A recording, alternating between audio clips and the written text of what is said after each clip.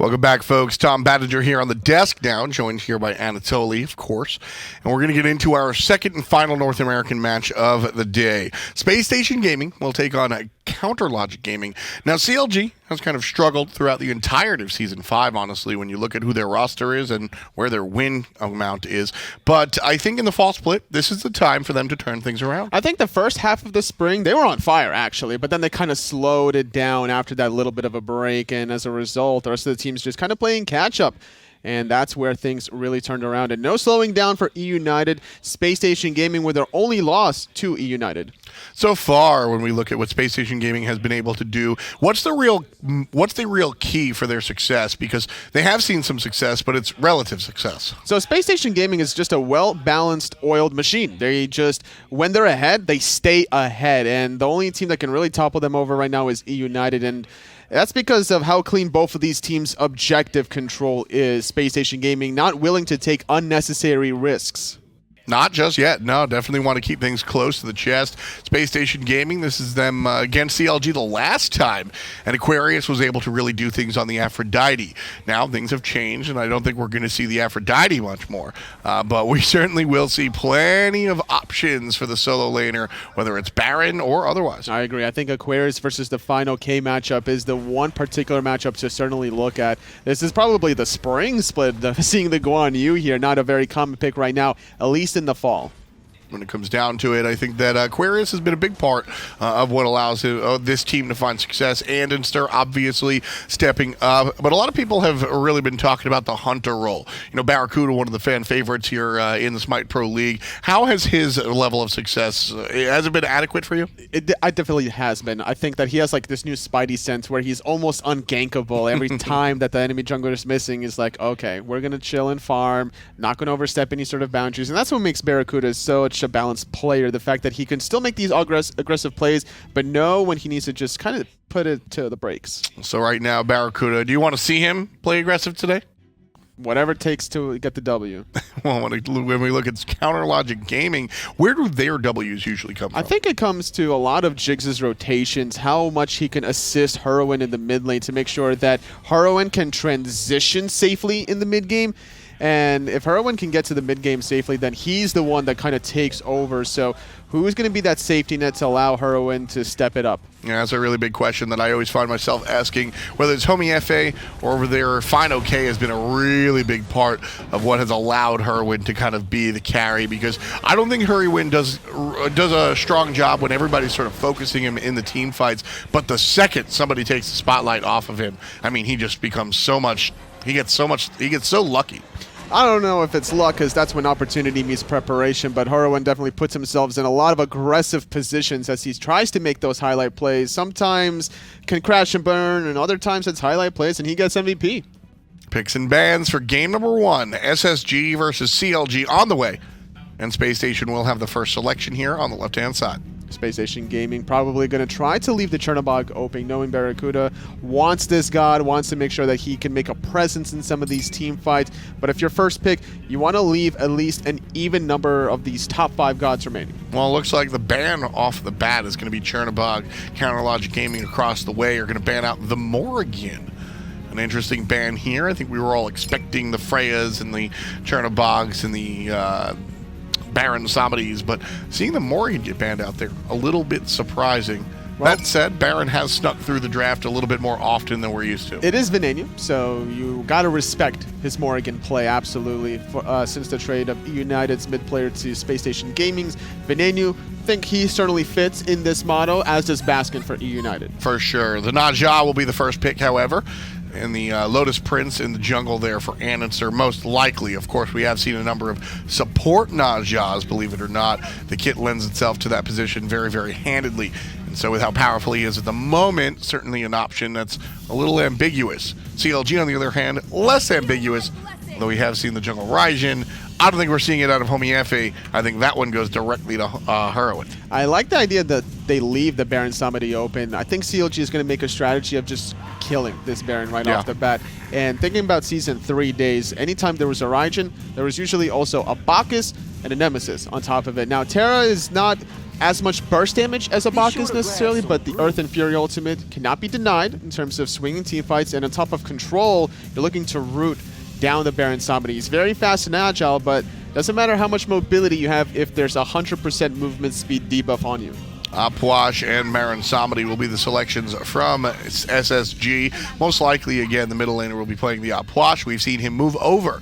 Used to be just a solo lane play for just a couple of different people. Now, big deal as he makes his way over to the mid lane and is just a powerful, slow machine.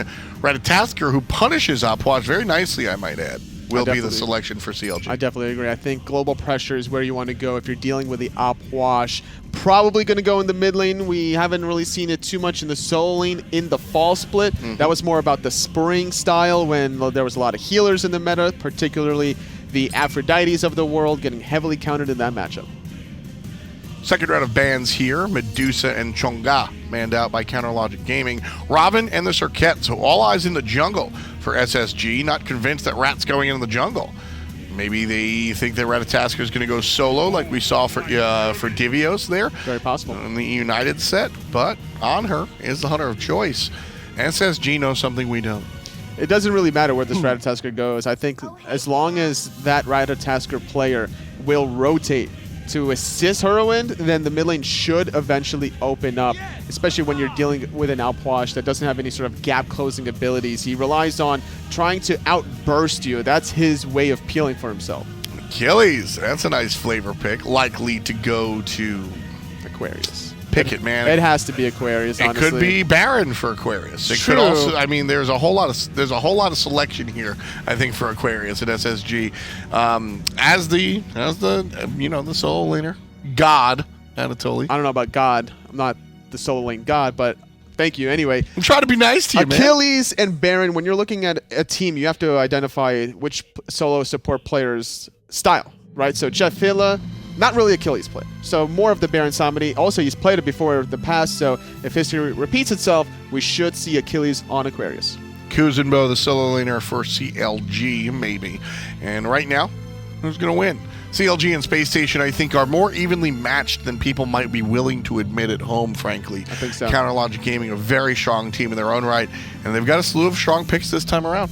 I think so. I think this Kuzenbo last pick should be an interesting mix when you're trying to fight fire with fire. A lot of burst damage between this Puch and Achilles. You drop those spiked shells, and then you get thorns. You're chilling.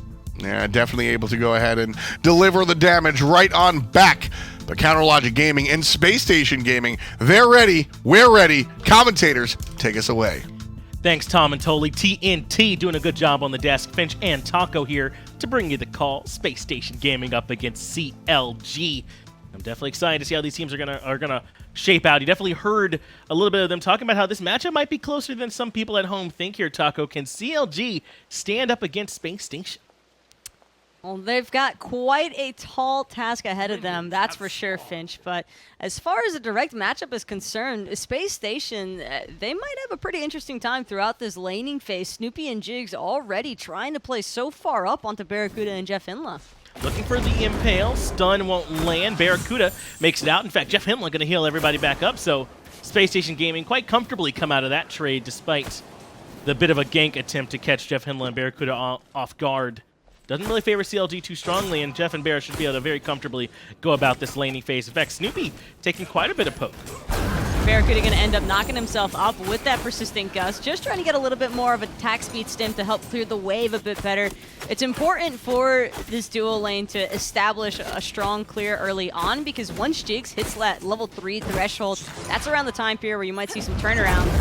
Sprint comes out, stun lands on the BaRRaCCuDDa to interrupt. They have to use a sprint of their own on the side of Space Station Gaming. BaRRaCCuDDa happy to turn right back around, staying topped up and continuing the brawl, continuing the action. But we did see that really didn't favor either side too much more, though they were able to kind of, force BaRRaCCuDDa to use some potions.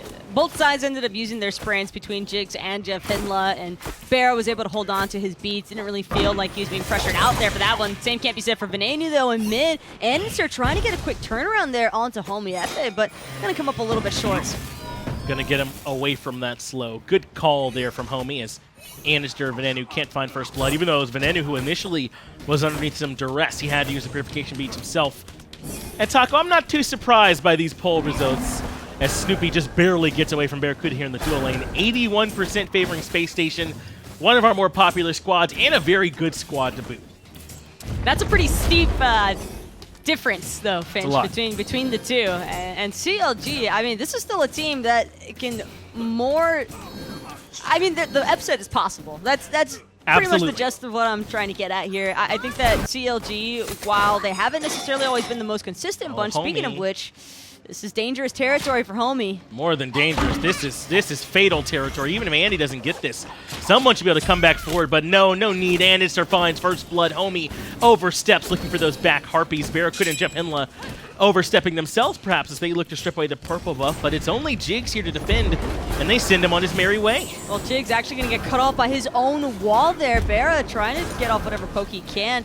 And Andy will also be able to confirm his own speed buff. Hurriwind was in the area, but just to strip away the back harpies. Venenu now, however, could be in a little bit of trouble here. Doesn't have any mana to actually clear the wave, but seems as though the creeps helped him out just a little bit beforehand.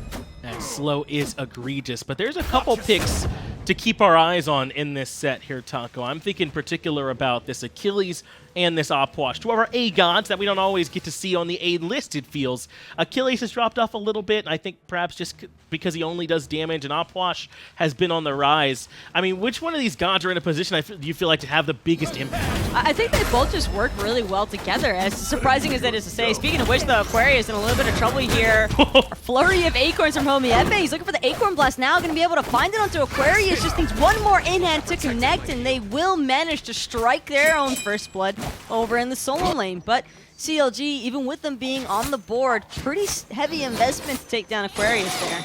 It took a lot, but they were able to eventually bring him down. I thought the two-man stun might be good enough to get him out of there, but at this point in the game, even Achilles is just not tanky enough. He was able to finish up those boots and teleport right back into lane, so he'll be able to get right back into the action, Taco. But a nice clean gank from fineokay and Homie put Aquarius down for a bit. One of the primary benefits, though, here is the fact that it wasn't a first blood, an actual first blood for CLG. It's a kill, and sure, it's unfortunate for Aquarius, but it won't really impact him all that much throughout the rest of this laning phase, so long as he makes sure to not take any more future spills and is the one actually making the ganks happen, then Aquarius should be just fine, because fineokay doesn't get any sort of a real benefit off of that outside of catching up a little bit more in farm. Careful here, BaRRaCCuDDa, as you get caught out by Snoopy and Jigz. He is able to jump right on out of there. Jingwei quite safe. But you're right, it's not all doom and gloom for Achilles over in solo lane. As hold that thought, Hurriwind is certainly in some gloom. He ends up having the crypts emptied right in his face. He ends up falling. Homie now in a little bit of trouble as he falls back.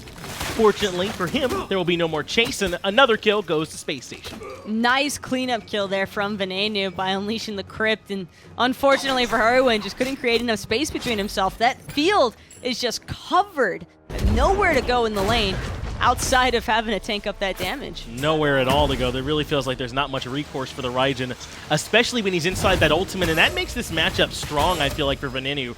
He's not particularly mobile, is Hurriwind. Once he goes up there, he should be able to get essentially blanketed by that Empty the Crypts coming out from Venenu, so a good call to drop it on him, and really, once he's channeling it, Hurriwind didn't have many options. Check out Homie, though. Might not realize that Andinster's speed buff is up just yet, but will make sure to take away those back harpies. Isn't going to risk going into Aquarius's blue buff, however, instead just going straight for the back. And I'm surprised. I almost feel as though Homiefe could have probably gotten a little bit more out of that Finch, considering how far away Space Station were, but probably just feeling uncomfortable being that deep into Space Station jungle without any proper vision. And no beads. And remember, he already took a spill to Andinster in the enemy jungle once before, so I'm actually a little surprised he felt that comfortable to even do that much, but he does come right back out. He goes back for those back harpies and can't find the speed buff. But Homie seems undeterred by that. I like that he's still looking for those invades, still looking for those gank opportunities, and not letting one early spill slow him down. He's got to make sure he continues to stay even with Andy.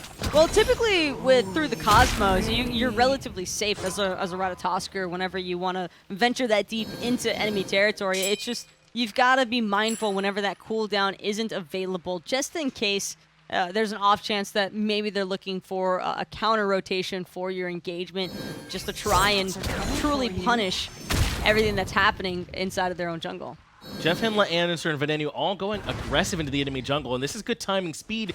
Not too far away from respawning here again, so there might be a chance to grab that one and take it away, but Homie and Hurriwind are going to walk right into the waiting trap. Homie avoids it, but Hurriwind goes down to half HP, and now he's going to be a lot more cautious about defending the speed buff. But this is all that Space Station were after in the end. They just wanted to pressure for the jungle invade. However, because of Jigz' rotation, they're actually going to end up falling back, and that's rather surprising that a Terra would prompt Space Station to want to fall back.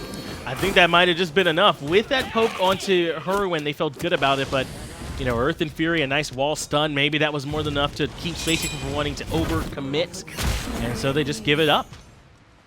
Still, they managed to at least strip away that blue buff from fineokay, so That's will good, hurt fineokay's clear capabilities just a little bit there. And BaRRa, all the while, just getting tons of solo farm, stripping away the entire left side jungle, essentially. And BaRRa getting like farmed? this. I like this. Yeah? It's not often that we're going to see BaRRa truly getting a chance to free farm here, but Snoopy, he's steadily falling behind because of it, and that's just one of the benefits of being Jing Wei. Plus, Space Station know how much pressure they have with this Ne Zha presence in the early game. Ratatoskr can kind of match it because of the fact that you have that Acorn to build, so you get boots before just about anybody else almost every game. But then you also have to worry about matching up power spikes, and I feel as though Ne Zha still favored just a little bit more here. I think I'm going to agree with you there. Ne Zha, at least at this stage, still feels good with Wingblade finished up. You talked about how BaRRaCCuDDa had been out farming, and he certainly was. Until very recently, Snoopy was really at the bottom of that net worth chart. That last wave really helped him out, and BaRRaCCuDDa's been enjoying about a 400 just overall gold lead over him. That's not, you know, a ton, right? That doesn't mean he's got like an item and a half ahead of him, but he might be able to back and finish a little bit sooner with that Jing Wei passive. There might be a spike that comes from the small lead that BaRRaCCuDDa's been able to slowly build up. It's actually the back that we were just waiting for, Finch, and that'll be BaRRa getting the T2 boots. Not quite enough for the full Ninja Tabi just yet, but can expect to see that one coming out pretty soon. Here's BaRRa undoubtedly going to head for those back Harpies that have just respawned. Able to grab those every time. That's one more area where a lead can develop for Jing Wei, because it's so easy for her to grab those on her way back to lane and not really lose out on any more time, and it's something that on her or most hunters just can't match. As Venenu takes half his health here in the mid lane for his trouble, just for kind of standing around. Had that last tick of the Percussive Storm connected, and almost feel like we would have seen a further involvement from CLG there, but still not quite willing to push things that far just yet. They're going to sit tight and maybe look for andinster over here in the jungle. Andy realizing that there might be a rotation happening, decides to fall back to his own side of the map, and still just trying to play it safe. Venenu, though, could be caught out of position here. Beads comes out from early on, and he empties the cribs, but Homie undeterred. JeffHindla's going to be right here, can't find the stun, but is going to be able to pull him back in with that ultimate. Still not enough damage. He needed a little bit more help, and Homiefe finds the kill and makes it out. BaRRaCCuDDa, though, he's still looking for Hurriwind and Jigz all by himself. Andy, I think Andy's willing to give chase. They're looking to cut off Homiefe. This rat might not be out after all. He had to have known that they were there, but I guess there was too much pressure from the Ne Zha underneath the tier 1 tower. BaRRaCCuDDa does get traded out in kind, so at the very least they make it 2-for-1 overall in CLG's favor when you consider Venenu died earlier on, but really nowhere for Homie to go. Great impale, though, by Snoopy just to prevent BaRRaCCuDDa from having a quick and easy escape. BaRRa had already invested the airstrike, I think, to try and close some distance and deal a little bit more damage onto Hurriwind in that chase, but Space Station slightly split there, and CLG doing the most to try and recover the situation. Right now, not too much is going to end up being lost because of it outside of them pulling a few actives from both teams. Still, though, CLG hanging in there with Space Station Gaming, even in terms of kills. Taco, the gold, not too bad. The experience could be the beginnings of a problem. About 3,000 down across the board. We saw some of that experience deficit between BaRRaCCuDDa and Snoopy. That's been normalized to some extent. It really does mean, though, maybe about a level or so across the board for everyone on Space Station. Surprisingly enough, though, andinster able to find Hurriwind right in the center of mid lane. Windfire and Wheels not going to be enough to seal the deal, however, and Hurriwind, he's right on out of there. But the ultimate did come out from Homie in response. I think he thought there'd be more of an engagement, and really they aren't going to be able to get much. BaRRaCCuDDa, oh no, we've seen this story before where he catches an Anhur in the jungle but barely makes it out. Andy, though, going to punish. No Desert Fury available for Snoopy. Sash, as soon as he lands from the jump, Looks like he doesn't have the Windfire wheels, though. He just used it in mid, and Snoopy going to be able to not make it out. Snoopy will get cleaned up by the likes of JeffHindla. Beautiful persistent gust there out of BaRRaCCuDDa just to try and knock Snoopy up. Prevented the Anhur from even having any sort of a chance for a juke out there. And I like the investment from Spacestation. They know that CLG is not going to be in position to try and respond in time because of Homiefe having expended through the Cosmos over in mid, anticipating the dive earlier. Homie doesn't have the ultimate, doesn't have Blink. So even though that's low health, he can't go over there and find Aqua. Instead, he'll box it out with andinster, who's finding some nice crits here early on, sending Homie on his way and not going to look for any more fight.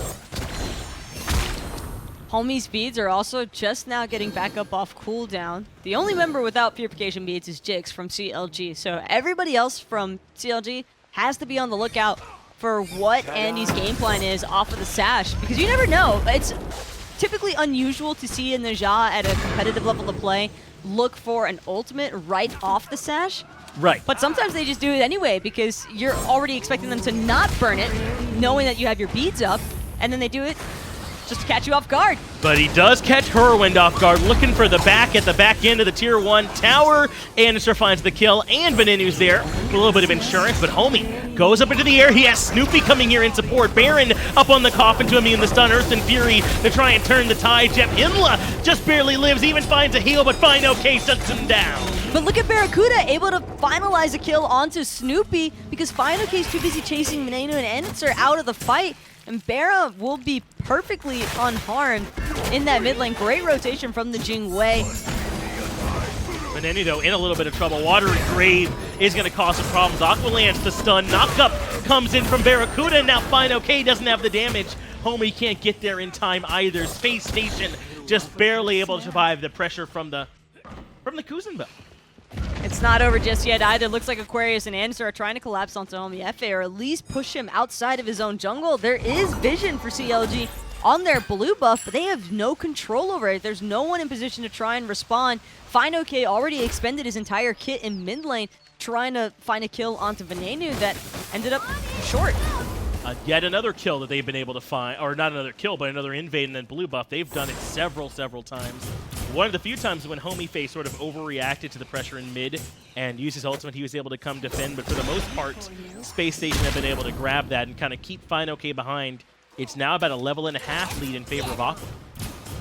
And all of that, just a trickle-down effect of that pick by andinster onto Hurriwind. Hurry not expecting anybody to be between his T1 and T2 tower, and for good reason. The odds of that happening are just so slim, but sometimes you gotta check those corners, and unfortunately for Hurriwind, this team is gonna end up paying the price here, but CLG still have ample opportunities to try and respawn here. There's the Gold Fury that's still available on the map, and that would almost certainly close this deficit between the two teams. Spacestation have an aggressive grouping on this duo side jungle. They want red buff, appears to be the idea from these two squads. Jig stands still and getting knocked up. Homiefe in a little bit of trouble, has andinster there breathing down his neck, and Venenu finishes him off quite nicely. The coffin forces Snoopy to jump away, so he shall survive. But Aqua looks like he might want a little bit more with the blink over the wall. Aquarius just trying to harass Snoopy even further, as if he hasn't had enough already. Snoopy was just trying to back to base underneath the safety, or what he thought was safety in that T2 tower. Instead, gonna end up costing him his life. Blink Achilles, the mastermind. Absolutely getting it done. Now the Gold Fury will be their reward. Spacestation Gaming grab a couple picks, and the Gold Fury going up now about 4,000 gold. But andinster would trade it all to keep that speed buff, I'm sure, as fineokay strips it away. Not a chance in hell Andy's going to be able to catch up to fineokay, and even if he did, there's absolutely nothing he could do about it by himself. He could kill himself, probably, just because the reflect damage. I don't think Andy can handle fineokay by his lonesome. Would need a little bit of assistance out of the rest of Space Station. Speaking of which, Space Station are in the area, but focused on the Pyromancer. They're going to grab that one for themselves. CLG didn't recognize that one was happening, and Spacestation sneaking away. Jigz, look for the root. Venenu, unafraid, drops down the ultimate, baiting Jigz in here a bit. BaRRaCCuDDa landing some nice big shots, but not enough for any kills. But Taco, Spacestation Gaming not really that interested in showing their faces, it looks like. Andinster and Venenu have both picked up masks here at this point. The Messengers in particular. Trying to be some speedy boys, I suppose. Sometimes you just really like the stats, and for a guy like Puch that can struggle with mobility, I like the thought process there for Venenu. I think that it has contributed pretty heavily into his own survivability. I've only seen one death, and that was Homiefe having to legitimately dive in by himself, and then CLG getting punished for it shortly after because Space Station was stuck chasing them all down. It also gives some of that cooldown you might be missing when you normally have that Mage's Blessing there. He has the Book Rush instead. Gives you that 10%. Snoopy, though, has to jump away from the slow to root. Perfect impale. That sends BaRRaCCuDDa sliding backwards and, in all honesty, might have saved Snoopy's life. It's very easy to follow up from that persistent gust and agility combination. You get a nice little swing of movement speed, but they might not be able to find Snoopy. They can certainly take down this T1 tower in mid. Absolutely. CLG not even remotely interested in trying to contest here, and for good reason. This gap between Space Station, it didn't feel like this much of a lead earlier, Finch. It's like we knew that Space Station were ahead by a couple thousand gold, a couple thousand experience, but it never felt like they had the advantage. Venenu perhaps will be the target. Homie is going to land on top of him, but JeffHindla's right there to pull him into the coffin. Aqua on the backside, but he gets pushed away by fineokay. But Space Station Gaming have swap targets. The turtle is the one that will be the subject of their ire, but they don't have enough damage. Space Station Gaming fall back as BaRRaCCuDDa's now in a man fight, and Snoopy puts him down. Snoopy not even giving BaRRa the chance to try and airstrike away. That's the dangers of messing with the king of the jungle. They might... This is not the first time BaRRaCCuDDa's had some trouble with these Anhurs, man. It's just unfortunate. Anhur's so good at those 1v1s. That's not a thing with BaRRa. That's just that god, man. He loves those fights. This is the exact situation that you want to be in, but hold that thought. Aquarius now trying to tackle Hurriwind, and Hurriwind probably bit off a little bit more than he could chew. Andinster came with the backup. Nice stun by Jigz to keep a little bit of space there between his team. More importantly, Hurriwind and Aquarius and Andinster. Hurry still on the retreat here, kind of expecting Aquarius to be following him. And Aquarius is still locked in Mortal Kombat with fineokay on the solo side, as we expect. But Venenu was made a bit of the target there in middle lane early on. They really were trying to chase him out. They couldn't quite get it done, but that seems to be the idea, right? They turned around to all-in commit on him. Homiefe went up into the ultimate. They really did want him. The problem is, eventually, and by eventually, I mean very shortly, I don't feel as though Homiefe is going to be able to afford ulting down on top of Venenu. It's very easy for an Puch to just turn and burn in an instant, and it's his only option, really. And I think that Homie is probably starting to recognize this. And in fact, he won't even get a chance to think about it any longer. He can go sit in base instead. Successful red buff invade there for BaRRaCCuDDa and friends. Yeah, gonna have to contemplate the game in monochrome perhaps for a little while. 30 seconds to himself to think about what he did there, which is, I guess, was the crime of trying to get his own red buff. Now Space Station Gaming considering the tier 2 tower in middle lane. Only 3 here to defend. JeffHindla will tank it up, and they're going to try and force it down. Hurriwind has some damage, but Aqua, undeterred, chunks him down to half HP. Not even going to look for the Fatal Strike. They got the space they needed. That's just not even fair. A level 19 Achilles running at the level 13 Raijin. Oh, I wonder what's going to happen.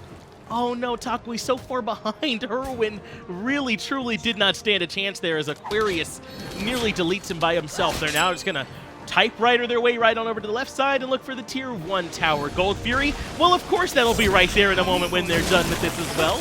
10 seconds away. fineokay, though, is going for the lurk around. Hurriwind, Snoopy, Jigz are all here. Might not be as easy as Space Station wanted it to be. Jeff gonna be able to apply the slow on fineokay. fineokay getting knocked up. BaRRaCCuDDa being made the target for a moment here, but now it's Hurriwind into the Taiko drums, trying to get a little bit of damage off. Aquarius is falling relatively low, but he's still alive. Homiefe goes up into the air. Jigz will certainly need some support. Knock up onto Venenu. fineokay comes back in, but Jigz has already fallen. Aquarius looking for some control. Stun's gonna land. JeffHindla can't quite finish off the turtle, and Andinster is gonna fall to Snoopy, so it's 1 for 1 at the very least. A little bit too deep there from Andy. Maybe expecting his teammates to be a little bit closer, but instead they went on a wild turtle hunt for fineokay, who managed to stay alive long enough that his team is now plenty able to back him up if necessary. I think that we're definitely going to see CLG make a move for this Gold Fury, but Space Station, they're still in the neighborhood. Aquarius blinks in, 2-man stun. Immediate damage comes out from JeffHindla on the Baron support. Snoopy doesn't even get to land onto the ground. Aqua finds one more kill. Gold Fury has been reset, and Space Station will happily reclaim. And Snoopy might have found the solo kill onto BaRRaCCuDDa, but you don't always get to get the 1v1. And as the game progresses, those little moments that could have been beneficial to CLG are just going to wind up not really amounting to a whole lot here, and taking it back all the way to that solo kill onto BaRRa. It doesn't really come as too big of a surprise there. That was mostly just Snoopy taking advantage of BaRRa being so pushed up, and I think that Snoopy utilized his entire kit excellently by applying the Desert Fury first and foremost. Normally, hunters don't automatically assume they should back off. Speaking of which, Aquarius is now going to be the clear target, but Fatal Strike into the safety of his T1 tower could have been all he needed.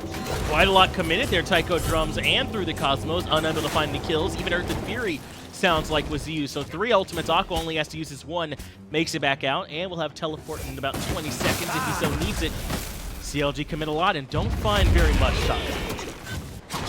They don't find anything at all, Finch. That's true. They've already taken Gold Fury, and this gap between Space Station and CLG has just grown at such an exponential rate.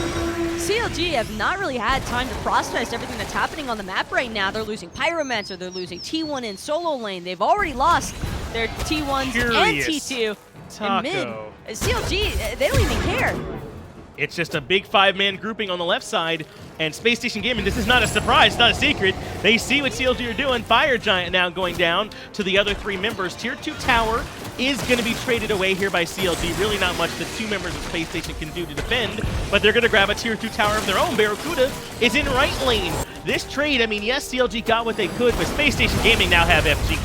And they realize that members of Space Station stuck around over there in solo, so now they're trying to collapse onto JeffHindla and Aquarius, but these are the tanky members of the team. All the while, andinster actually started to rotate. Snoopy is going to be one of the first victims to fall. BaRRaCCuDDa with a nice double there onto Hurriwind and still looking for more. Jigz in a little bit of trouble as well. Venenu pins him up against the wall. BaRRaCCuDDa finds his revenge with a big double kill there in that fight. Only fineokay still remaining. And Space Station Gaming, I mean, no reason why they can't just push down dual lane, grab another Tier 2 tower. They've got Fire Giant. They've got everyone topped off and healthy.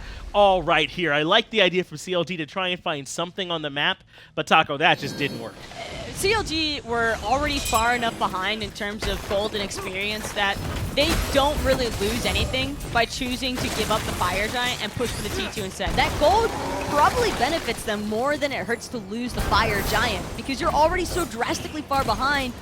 Your best options are to try and take the 5v2 engagements that we just saw break down afterwards. Unfortunately, it does come with a heavy cost because CLG weren't able to actually execute on those kills, and well, I mean, you kind of reap what you sow, but CLG knew what they were risking in the process. I don't fault the team for the mindset that took place that led up to these decisions. Right. I think that their best shot at recovering, in fact, is to continue trying to make those sort of choices. That's how foreign getting red buff is to BaRRaCCuDDa, by the way.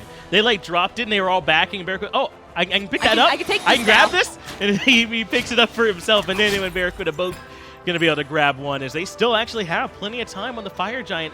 About another 2 full minutes that they can make use of it. They grabbed the left side Phoenix relatively easy. No more Tier 2 towers for them to have to force down either. Yes, Snoopy may be able to find a nice kill, but it's BaRRa who's level 20, who's 4, 2, and 6, who's full build, and going to be ready to rock for his team. Feels a little bit bad though, being the hunter that gets the solo kill and your team isn't able to do anything with it. That just goes to show though how excellently Space Station have been able to apply pressure everywhere else on the map, that they could afford to leave that dual lane untouched essentially, despite BaRRa taking a bit of an unforeseen spill. I don't think that anybody was expecting BaRRaCCuDDa. I don't even think BaRRaCCuDDa was expecting to die there, but it wasn't until I think that last spear for the Desert Fury connected that it sunk in for BaRRa. I'm in danger. Definitely realized he was in some trouble. Snoopy putting in a little bit of clear along with Hurriwind to even then wave out. Andinster has a wave pushed up and right. And no one's really making an attempt to come over here and try and defend. They recognize now Homie will be the one they send over. He can always ult over with his own through the Cosmos, so he's a good selection. But poor Hurriwind, only 3.5 items really to his name. He's really far behind at this point. Look at how deep andinster is right now. Going to go straight on the Snoopy, force the purification beads almost immediately, and now Hurriwind has to be careful with the positioning, but this opens up the Phoenix pathway. That's going to be a quick and easy one for Space Station to secure. Mid-Phoenix already down, and Jigz already up in the air, brought right back down, and Venenu's going to find that kill without too much trouble. JeffHindla has nobody to pull back in. BaRRaCCuDDa needs some help. fineokay is looking for him. In fact, Homie goes up into the air, but BaRRaCCuDDa going to find some quick lifesteal. Homie can't get in range, stun off the mark. BaRRa has lived so far, and now CLG have overextended looking for the Hunter. And he's still looking to give chase to Homiefe. They've already lost their mid-Phoenix. Left Phoenix has been gone for quite some time. fineokay actually looking to just do the dash on Homiefe. Might end up killing his teammate because he got too close to the ring toss. And that ends up bouncing between both of them, and are able to heal back up to half. And it's just been that kind of game for CLG. 5 members still strong for Spacestation Gaming. Only 3 here for CLG. They can come take this right side Phoenix because JeffHindla can tank it for days. fineokay just expedited the death process for Homiefe. He was already dipping on him, and then the next thing you know, he's like, you know what, man, you're probably toast anyway. Here's a ring toss. Yeah, let's just try and make things a little bit worse. Spacestation Gaming considering going in for the andinster blinks and has his target up in the air. Looks like it might be Snoopy that he selected. It certainly was. JeffHindla is going to get the last hit necessary. Empty the Crips on top of the Titan. It's down to half HP. Jigz and Hurriwind can barely make their way in. Add an Earth and Fury to the party to make things worse. But Spacestation Gaming, undeterred, gonna take the game. I'm sorry, Finch, but I know that Space Station just won that match, and I know that they were all clearly focused on ending the game by dropping the Titan. I have to give a shout out to fineokay for that Kuzenbo play at the end there, just wailing away on BaRRa, accepting his fate. The match is probably gone, but he will kill BaRRaCCuDDa. Yeah, BaRRaCCuDDa won't be alive for the end of it. Not if I got anything to say about it. Is Jigz is able to take him down on the back end, but Space Station looked as clean as you like. And it really looks like the only time we've seen them truly falter is up against United, the best team here in North America. Space Station continue to look just as clean. And the game was even for a while, and they pulled away. Well, I think we'll get a great chance to see in the rematch to come how things are actually going to shape up between those two teams. I think week 1 might have been a little bit too soon for both sides. I don't think that United was at their prime either when they played against Space Station, despite winning that set. But getting back to this match, I think that CLG, it all kind of just fell apart from that. From that aggressive moment over in mid. I think there were just a couple of fights that they kept continuously feeding into because Space Station was pushing them forward, and then they realized it just a little bit too late that they needed to disengage, but their composition just never really allowed for that. It felt more like an all-in burst kind of draft from CLG, and they were just not able to properly finalize on a lot of those. Could make it work, at least not in Game 1. They'll have another chance in just a moment. But who was your MVP there from Game 1? Go ahead and let us know. I could certainly see you voting for andinster. He had a great game for himself. Aqua kind of stood out to me. And JeffHindla on that Baron Samedi. He was right there in every fight, bringing tons of control. Yeah, I think it all really started off great for Andy, especially after finding the first blood kill there onto Homiefe. Just that's right. Sometimes the stars happen to align. And it ends up working out in your favor, able to find Homie out in the jungle. But again, it's up to y'all. Vote for us in the chat. I'm going to get us back over to the desk. Tom and Tolly, tell us a little more about what happened. We'll do just that. Thanks a lot, John. Thanks a lot, Taco. Great job on the cast, as always. And a great job to Space Station Gaming, as they just trounce CLG. Really, really, really nice win there. Ever since the beginning of the game, when it was Homiefe a little bit too frisky on the left side, backcamps looking for that invade, andinster responding in kind with an easy first blood, and I think this was andinster's performance very similar to 2013-2014 andinster, just a good prime candidate, making a lot of plays like a cerebral assassin. Yeah, I mean, this was really I like how you said that, like classic Andy, really just going for what he needs to do. Damage done, honestly usurped by the solo lane. No surprise there, but 21,000 player damage coming out from Andy on the Naja all throughout. Everything he was able to do was a big part of the Space Station win. I really enjoyed his flank onto Hurriwind around the 13.5-minute mark, where he was coming behind between the Tier 2 and the Tier 1 tower when Hurriwind took a little bit of poke there and then didn't expect that kind of a flank play And that's why I thought andinster was very much like the classic traditional andinster. Normally in Season 5, maybe even a little bit of Season 4, he doesn't put himself in that position. Sure. Well, Venenu right here did a great job, but it will be the solo later. Aquarius is your most valuable player.